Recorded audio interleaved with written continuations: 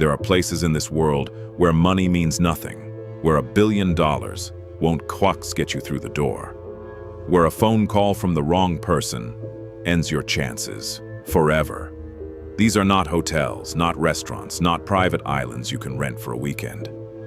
These are the rooms where decisions are made, where the world's most powerful people gather and speak freely, because they know no one is listening. This is the world of invitation only. And today, we're going inside. Most people believe that wealth is the master key. Buy the right address, drive the right car, wear the right watch, and every door opens. But there exists a tier above that, a tier where the rules are different. It's not about what you own. It's about who you are to the people who already belong. These clubs, some 100 years old, some centuries older, were built on a single principle. Exclusivity is not a policy. It's a religion. You don't apply. You don't campaign. You are chosen. And the choosing happens in rooms you've never seen, by people whose names you might recognize, but whose real influence you can only guess at. The waiting list doesn't exist. The application form doesn't exist. What exists is a quiet conversation between two men in a very expensive room, where your name is either spoken warmly or never spoken again. Augusta, Georgia, home to the Masters Tournament, one of the most televised sporting events on the planet. And yet, the club itself remains one of the most secretive organizations in America. Augusta National Golf Club was founded in 1932 by golf legend Bobby Jones and financier Clifford Roberts. From the beginning, the rules were clear. This club would not be for everyone. This club would be for the right people.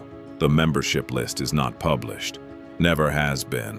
What we know, roughly 300 members, CEOs of Fortune 500 companies, heads of state, media titans, names you know. The initiation fee, estimated somewhere between $250,000 and $500,000. Annual dues, rumored to be in the tens of thousands. But here is the thing. The money is almost irrelevant. Some of the wealthiest people alive walk this earth without a locker at Augusta. Because Augusta doesn't want your money. Augusta wants your credibility, your restraint, your silence. Members are expected not to discuss their membership publicly, not to brag, not to post. In a world of personal branding and constant self-promotion, Augusta demands the opposite. The most powerful status symbol here is the one you're not allowed to talk about. London has always understood something that newer cities haven't, that the most important conversations happen at the table. The city is home to dozens of private dining clubs, some of them older than the United States of America itself.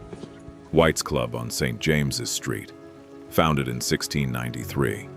330 years of membership, royalty, prime ministers, the aristocracy of every era. The Garrick Club, founded in 1831, favors actors, lawyers, and literary men. A world of quiet influence, carefully maintained. The Beefsteak Club, the Travelers Club, the Reform Club, each one a world unto itself, each one governed by its own unwritten code.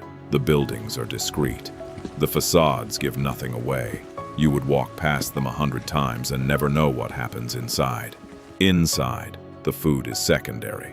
What is primary is the room, the people in it, the conversation that stays there. The most important agreements made over a White's lunch don't need a signature. They don't need a record. They need only two men who trust each other completely. This is the real function of these clubs. Not dining, not networking. That word is too modern, too transactional.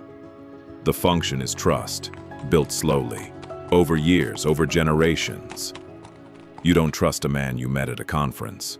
You trust a man you've eaten with, argued with, laughed with, in a room where neither of you was performing.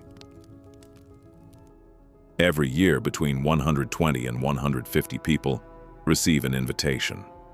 Finance ministers, central bank governors, Heads of major corporations, prime ministers, intelligence chiefs, technology executives. They gather for 3 days in a luxury hotel. The location changes each year, and they talk. No press releases, no transcripts, no official record of what was said.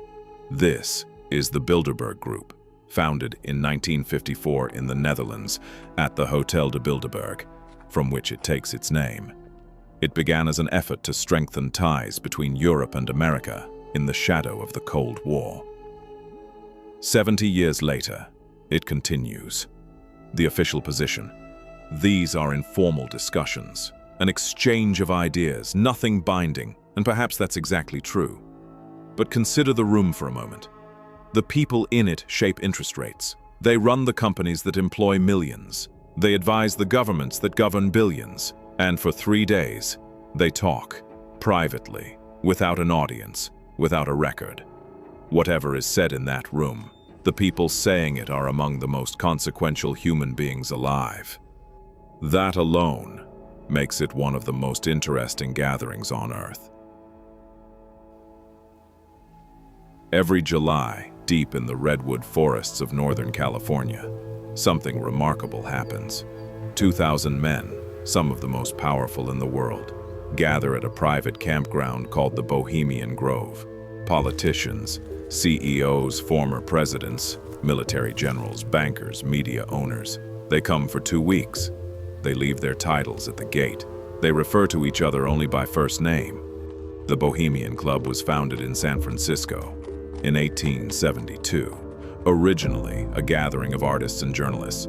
Over the decades, it transformed into something else entirely.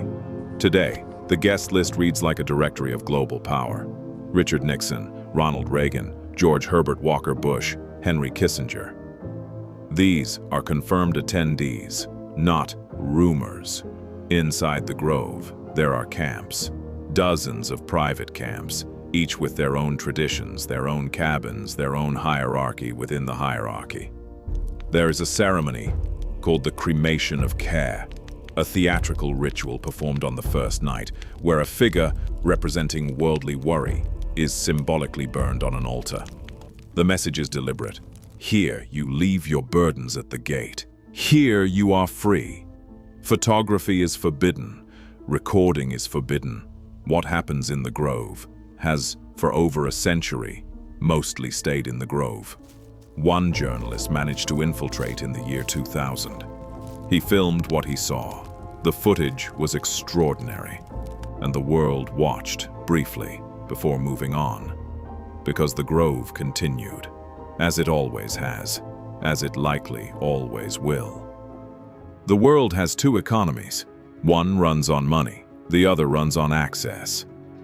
And the people who understand this, the ones who have spent decades earning their seat in rooms like these, they know something most people don't, that the greatest luxury is not a yacht, not a private island, not $100 million home. The greatest luxury is the ability to walk into a room where the world's most powerful people speak freely and belong there. Not as a guest, not as a curiosity, as one of them. If you found this world fascinating, subscribe, because we're just getting started.